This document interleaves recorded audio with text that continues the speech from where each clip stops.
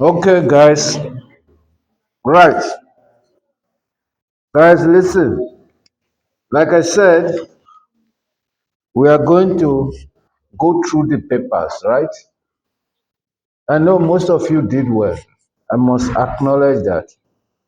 Well done, right? But even if you've got 95%, there is still room for an improvement, right? So let's see what is here. It will serve as a kind of a revision for you to remember what we've done, to reflect on it. Yesterday, we did the first part, right? Now, let's try to go through this. I did this one yesterday, right? Did we do this? This first one. Assess whether a goal are achieved. What is that? Who can give me the answer to this? Business plan. Right. Like we said yesterday, we talked exhaustively about a business plan. That a rational business person needs to know that before you start a business, you need to have a business plan. Remember yesterday, I compared a business plan to a GPS. Right. Imagine you are looking for a place or you are in an unknown destination. You're looking for a particular place. If you don't have somebody to ask and you don't have a GPS to guide you, you're gonna get lost. Right. I know most of the small businesses, they don't have a documented business plan, but they've got their own strategies, whether written or not written, on how they go about their business, which is very important. Then let's look at this. A, you call this one, how do you pronounce this one? This three dot. This one, this. You say, yeah? Huh? Speak it louder a little bit. Ellipsis. This one. Oh, okay. The way we call it, maybe you're gonna understand what I'm trying to say, perhaps with this. A indicates a specific period within which a task needs to be completed, right? In other words, you can say A dash indicates or A dot. Okay, so what is the answer here? You said it. What is the answer to this God? Eh? Oh, who said B? Okay. Okay, you said B. That is why you got it wrong, right? Okay, no problem. This time around, you need to know, right? In the specific, well, you know what is a time frame? You know a time frame? Because when you have a schedule, right? You need to, it indicates, right? A specific period which a task needs to be. Who got this one right? This one, huh? You got it right. Okay. Huh? You got it right. You see, this is what we are saying.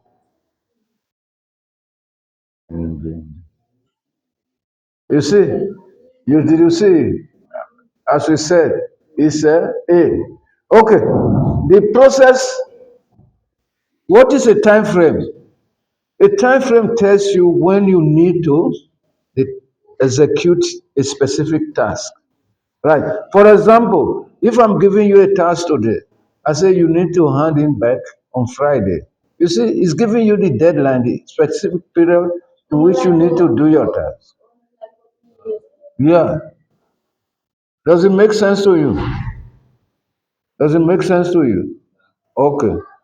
Are you going? Okay. Good luck. Right. Then let's look at this question. The process of starting your own business is known as what?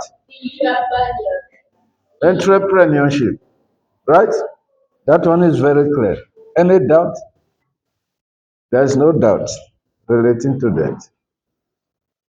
Then the internal environment of a business, right, includes what? Huh? Includes facility and resources. Right? Okay.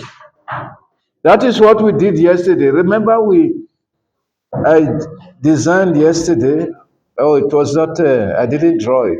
I explained to you yesterday what we mean by macro and micro. Right?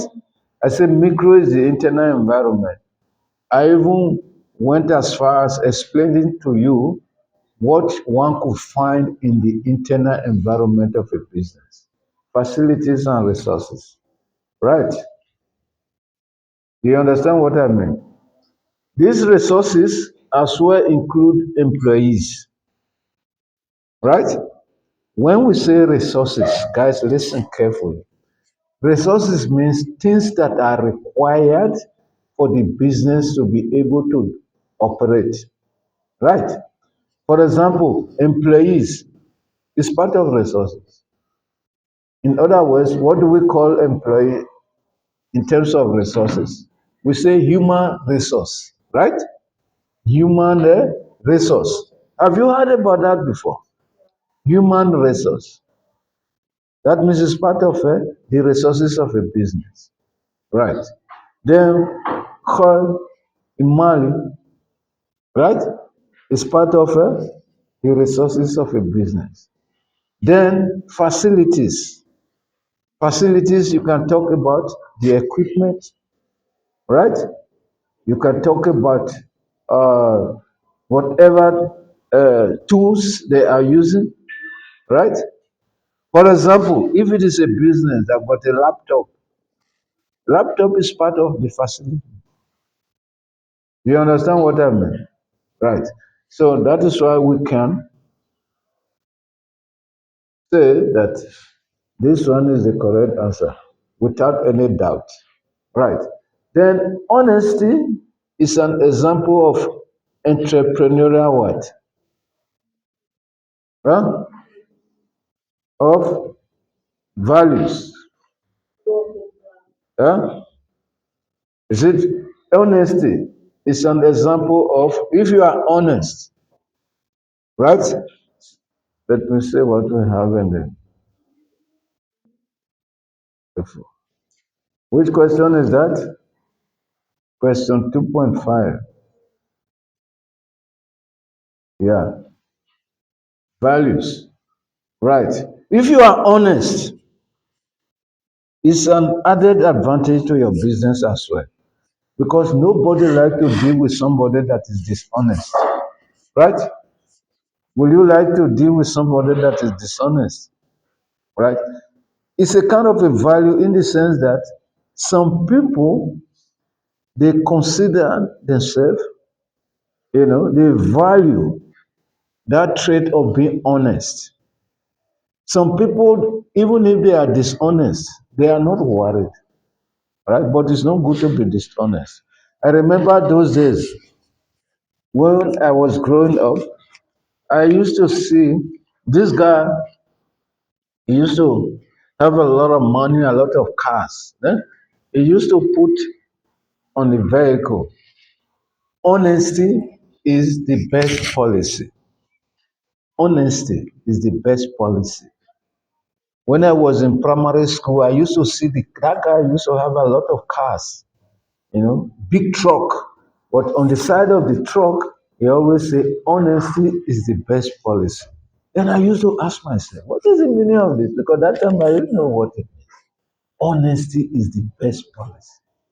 But I later realized that, when I grew up, I came to realize that what that guy was saying is correct.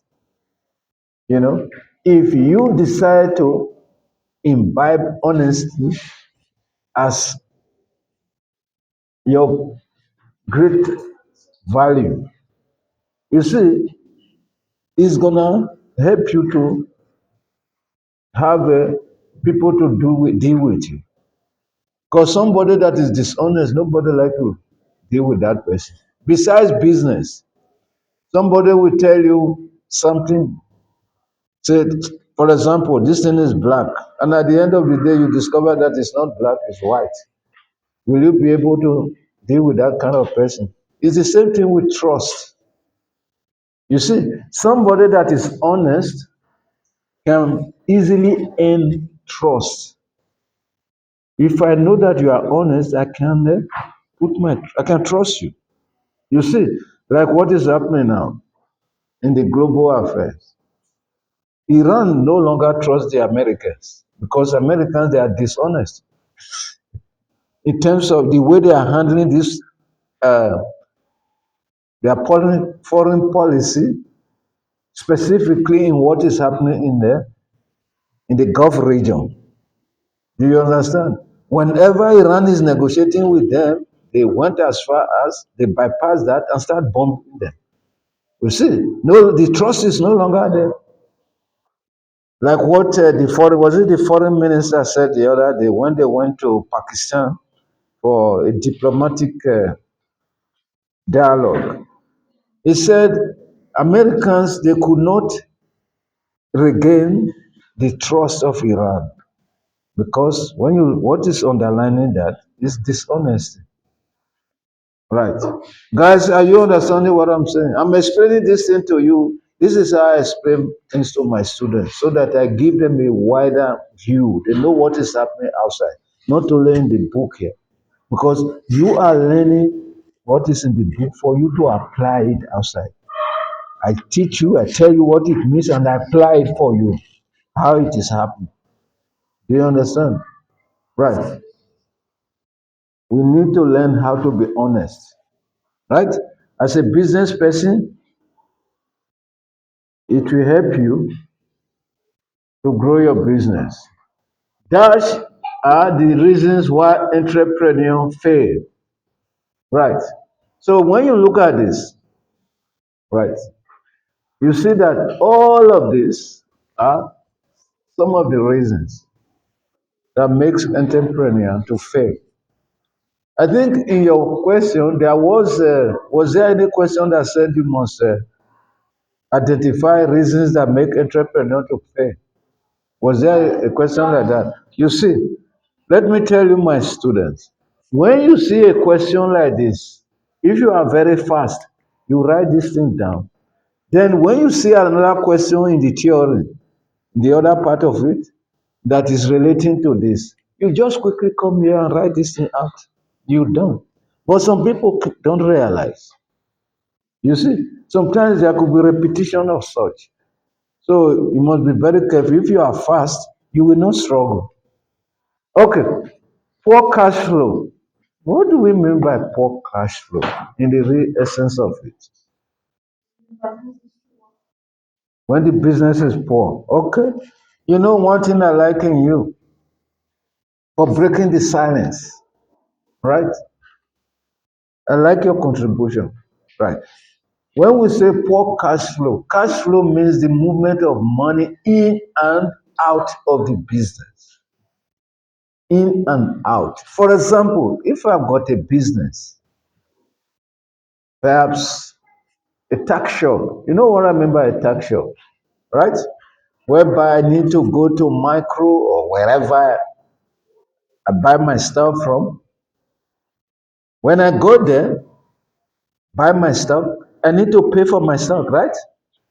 When I'm paying from my stuff, either I pay cash from my pocket or I use my card. Obviously, I'm going to spend money. Money in that process is going out of the business. True of us. Okay. Now, when I bring those stock to my shop, customers comes in to buy. Whenever I sell, in that process, money is coming into my business. Is it true or false? True or false? Talk to me. Whenever I sell, money will be coming in. Right. You see now, there is that movement. Out, in. Right? Out, in. Okay. So if the money that is going out is more than the one that is coming in, you got a big problem in the business. Right? Okay. Let me give you a simple example, a hypothetical example of my tax shop. I've just gone to micro to spend the whole money that I've got to buy stock, right?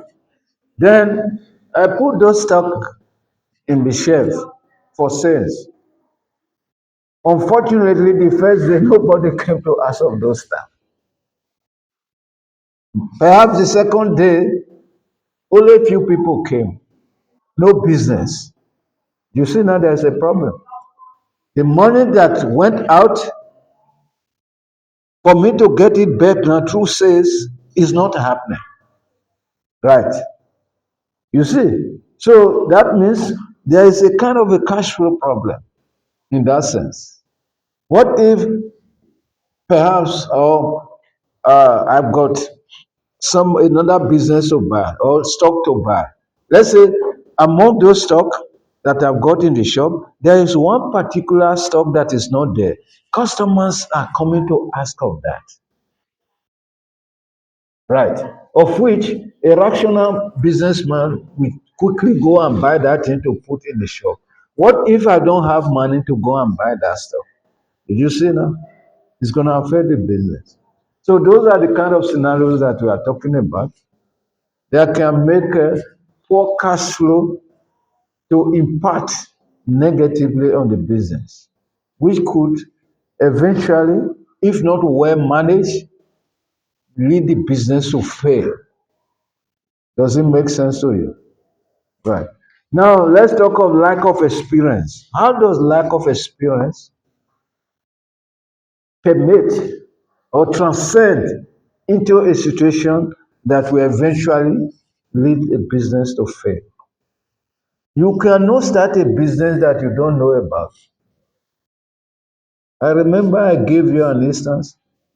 I don't know whether it's in this class, that a colleague, a friend of mine, he knew nothing about internet. He was not technologically savvy. He opened an internet cafe because he saw other people doing the same business. This was in 2005. No, not 2005, 2007, long time ago. Obviously, it was in a good place. No, people were coming to the internet cafe, but a simple problem, diagnostic problem, when they ask him, then he start running up and down. That same friend of mine, I cannot even say it's a friend of mine. I know that guy, it's not really a close friend. He claimed to be repairing the cell phone. Listen, you're gonna laugh now. He told people that he's repairing cell phone, right? He was acting as like a broker. You know what I mean by a broker? Somebody will bring in cell phone, then he will go and look for somebody to repair it for him, right? Okay. He was doing that. Which means he got no experience, right? He got no skill, of course. Neither experience to do the job. Then there was a friend of mine. This one was a friend of mine. Himself was a hustler. You know hustler? Yeah. So he said post somewhere that he can repair cell phone. Now there was, I don't know whether it was a lady or somebody, gave that my friend a cell phone to repair. Then my friend quickly ran to the shop of this guy in view that this guy can repair a cell phone. Then he came to the guy and said, can you please tell me what is wrong with this phone and how much you're gonna charge? Because he said he's a broker too, wants to go and tell the owner of the phone. Then that man, the owner of the shop, was looking at the guy because he had wanted that guy. What he expected was that the guy, my friend, will leave the phone.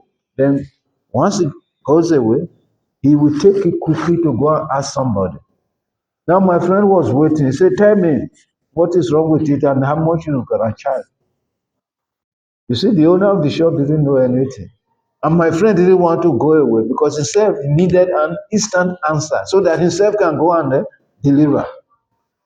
Then this guy was, he was becoming uncomfortable. Then he asked my friend, says, don't worry, I'll make a coffee for you. Wait. My friend said, no, I don't need a coffee. Tell me how much it's going to charge. So when the owner of the shop discovered that this guy is not the right type of person he can deal with, he can't trick that guy. He said, no, take your stuff and go away. You see? So what I'm trying to say is, eventually, what happened to the business? The business closed, right? Because of lack of skills and lack of experience. Does it make sense to you? Right. If you got a business, you don't know much about that business. Even your employees, they can trick you. They will tell you we need to buy. I remember those days we used to have some of these dishonest people working for somebody. They will tell the boss, we need this, we need to buy this, we need to buy this. You don't know. Then you put your money. And at the end of the day, you discover that, you know, what you are buying for in the first place is not needed. And they're gonna take those things, take the money because you don't know much, you know. So those are the things we are talking about, right? Is it is my lecture boring now? Is it boring? Okay. Now, poor financial control. Poor financial control. You should be able to manage your money well. What we are talking here is manage your finances very well. I remember, I always like to give examples because I've got a lot of examples. I'm an experienced guy in life, right? There was one guy, a businessman, a contractor, specifically on, okay, this guy was a building contractor. Building contractor, construction company, has a construction company. This guy was having a lot of projects. That was the wake or at the wake of BEE. You know what is BEE? Black Economic Empowerment. Have you heard about that acronym before? Black Economic Empowerment. You haven't did you were not taught in management practice. Even LO.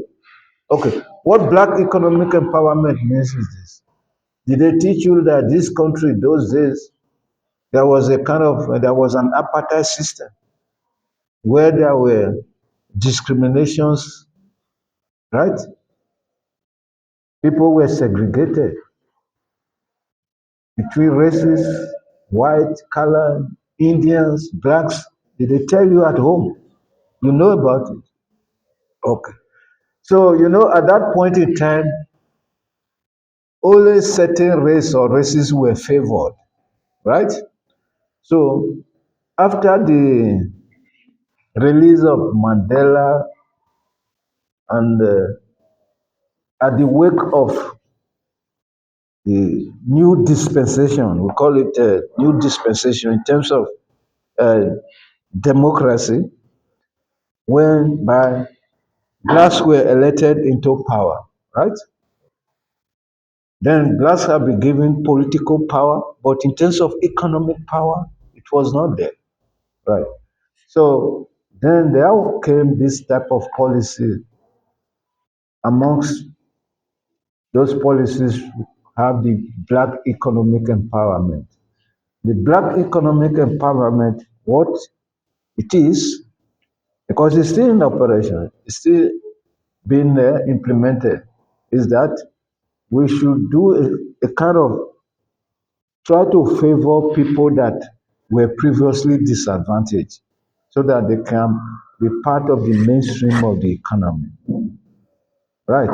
For example, if a white person, if it is employment now, there is what we call Employment Equity Act. Mrs. Mama must have taught you that. Employment Equity Act. You haven't done that? Okay. What is all about the Employment Equity Act? Because those days there were a lot of white people, different high positions and all those type of stuff. So after the demise of apartheid, following the new dispensation, then the Employment Equity Act said at least there must be, in terms of representation in a workplace, it must reflect with the demographic structure of South Africa. It mustn't be only white, right?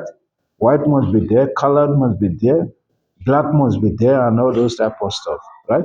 That is Employment Equity Act. That is what it's all about. So BEE is about economic empowerment. That is where you see a lot of black guys now, they've got money, although they abuse it. For example, somebody like Ramaphosa, during the wake of BEE, Ramaphosa was favored. He was favored. And that is why today he got a lot of money. Because at that point in time, he bowed out from politics. He said he's going into business. And he was favored through the BEE. Right. Okay. Another good example of BEE as it's operating these days. Women, they got a kind of a advantage. Right. If you are a man, you are a woman. A business that is 100% owned by a lady is more likely to secure a tender than the one that is owned by a man. Okay. To tell you more again about BEE, right? If a business is owned 100% white and there's another business that is 50% white, 50% black, if they happens to contend or bid for a tender, the one that is 50% white, 50% black is likely to get the deal because of BEE. Do you understand what I mean? Okay, to tell you more again, in terms of how it's happening and the one of the implications as well, as of recent, you know about Starlink. You know Starlink, internet. You know Elon Musk. Elon Musk. Yeah. The richest man on earth in the universe. He's not the richest man. Who is richer than him? You tell me. Who is that?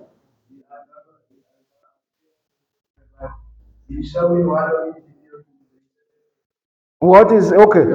Okay, we must. Yeah. When you see the name, you bring it to me. I have to investigate. But so far, so good. To my knowledge, based on my knowledge, Elon Musk remains the richest person, right? Okay, but you know what I'm talking about. Even now, he's the second person. You know what I'm trying to say is this: Elon Musk got Starlink, right? You know, we are really struggling here in terms of internet. Starlink is very powerful because that guy is using satellite. It's not using cable. The internet we are using is the cable that is passing through the sea, the ocean, from Europe to South Africa. But Elon Musk owns his satellite base. Wherever you are, it got a very high level of connectivity. Whether you are in the hole, you are in a cave, right? The connection is there. You are flying in the air, the connection is there. You are using the spacecraft, rocket, traveling thousands of kilometers beyond the earth. The internet is there, right? So all over the world. So that guy was South Africa. We needed that because South Africa was to buy into Elon Musk Starlink. But why Elon Musk couldn't come in here because of BEE policy that is not favoring him? Because the company is wholly 100% owned by whites. So the government say if you can dilute it and make it black white, then the government can come on board with you. So those are the things that we are talking about. So guys, we're gonna stop here today, but I believe you learned a lot of stuff, right?